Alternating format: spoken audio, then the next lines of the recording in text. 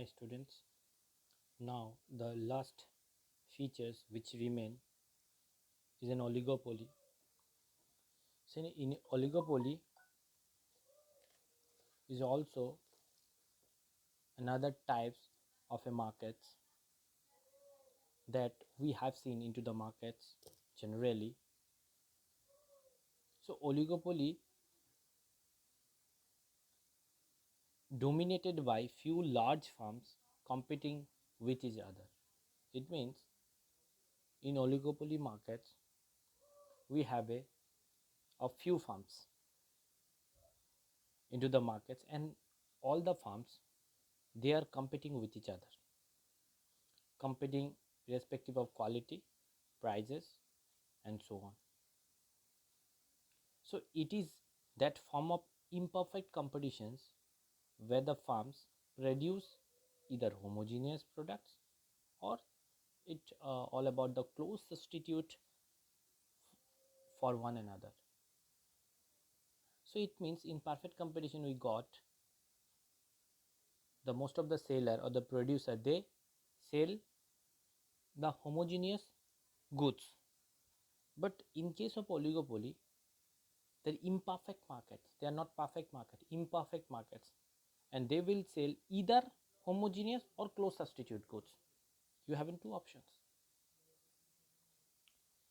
And the simplest case of the oligopoly is duopoly.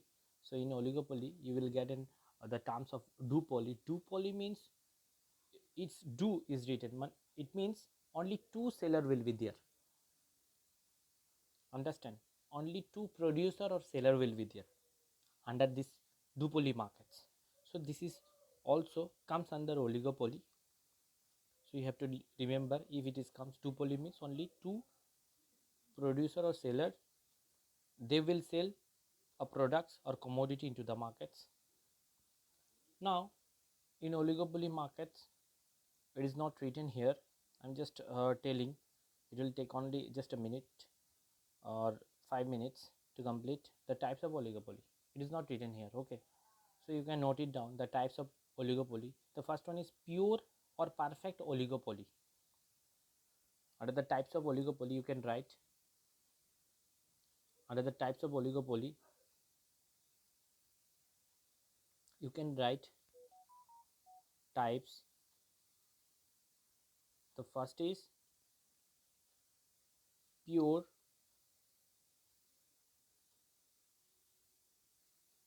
oligopoly. My handwriting is not good here. And the next one is you write, the next one is imperfect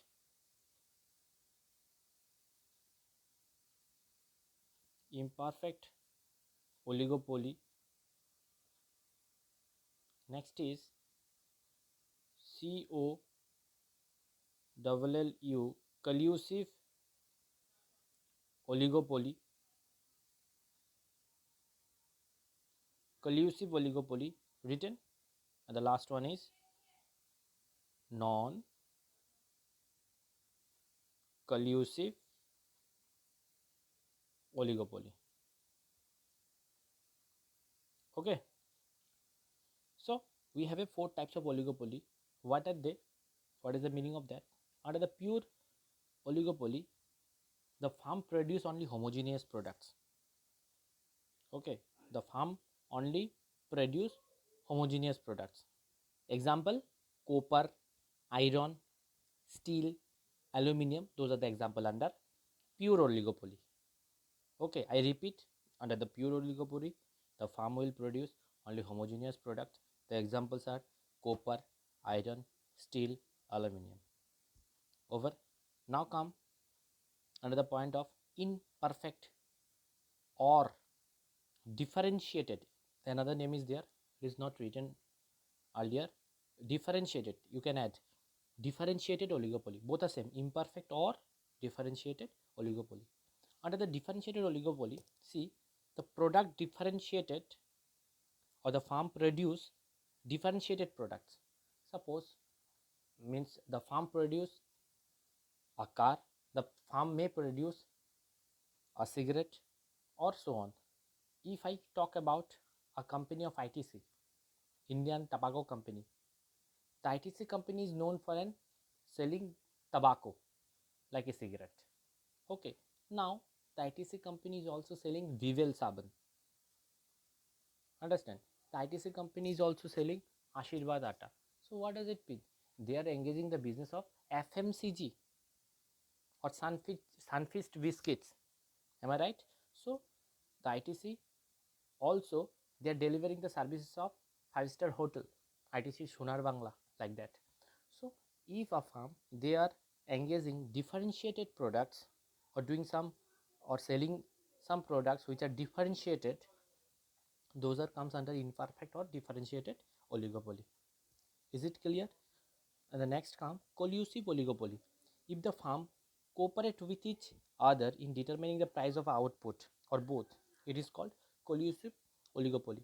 Example, suppose the farm A and the farm B, they will not compute. They will come together and cooperate and fixed one price.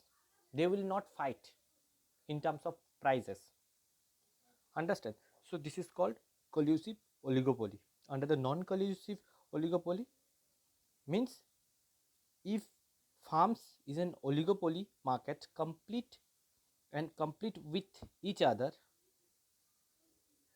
then it is called non-collusive or non-cooperative oligopoly.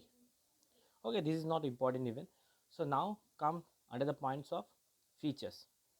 Okay, the under the oligopoly markets, only few seller are there. Few seller means what? The number of the seller is very less. Okay, very less, and they will sell their products and they will differentiate their products in terms of all obviously quality, prices, quantity, package, etc. And the seller may not be a, or in this market a seller cannot be a large. Example, like cement industry. Okay, like automobile industries. Okay, so like steel industries. So those are the industry which comes under few sellers. You will not get 1000 2000 sellers. You will get a number of sellers over there. So automobile industry, you will get in Suzuki company, Maruti Suzuki company, you will get in Hyundai, you will get in Mahindra and Mahindra. So those are the 10 12 company will get. Most probably you will not get thousands sellers. So that's why all those company and they are doing businesses under oligopoly markets. I think it is clear.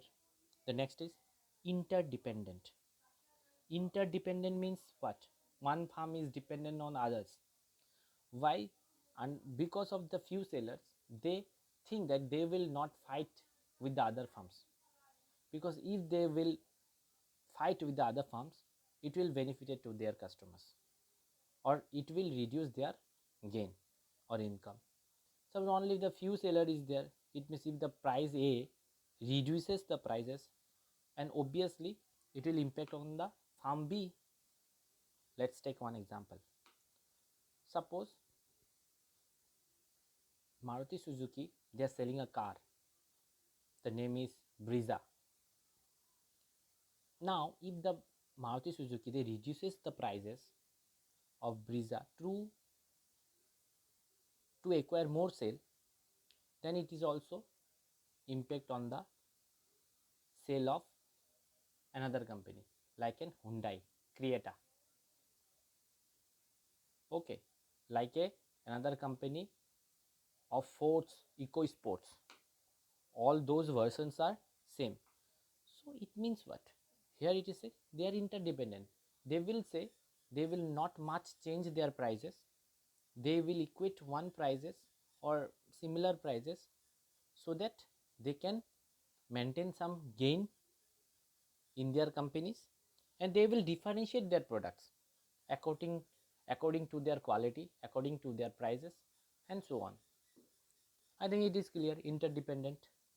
It means one farm will depend on the other farm in terms of their prices, quality, outputs, etc. Next is importance of an advertising and selling cost. This is also included in the last monopolistic competitions. It means, as we know, the number of sellers are few here. It means if they want to acquire the sale, they have to give advertisements. And if they give an advertisements, it means what? The selling cost will increase, and obviously the price of the product will increase over here. So this is also an important features of an advertising and selling cost is an important features of an oligopoly. And non-price competition I will not discuss further. It is also given where in the monopolistic competitions it is I have discussed, and under the non-price competitions we'll get two forms. Remember, the one is product variations and another one is advertisements. Two forms are there under the non-price competitions. The same concept is there under oligopoly also. So you can add an entry barriers. So see, in the monopolistic competition you got free entry and exit of the farms, but here not. Because of what? Because of economic of scale. Now you have to understand the meaning of economic of scale. You noted down the points. Economic of scales. Economic of scales means it is situations in which increasing the sale of or scale of productions by the farm reduces per unit cost of productions or rises the output per unit of the factor input. It means, suppose if you produce a car only 100, your cost will increase.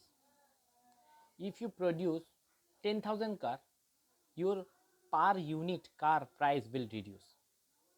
Is it? Because you are producing more unit. This is called economic of scale. When you will produce more, your total cost will decrease, reduce. It is called economic of scale. And now, so all the small farm will not be able to take advantages on economic of scale. Only the big farm can do it. So this is the reason here this point is said entry barriers. I think it is understandable. So you will go through the books, it will be clear to you. Thank you.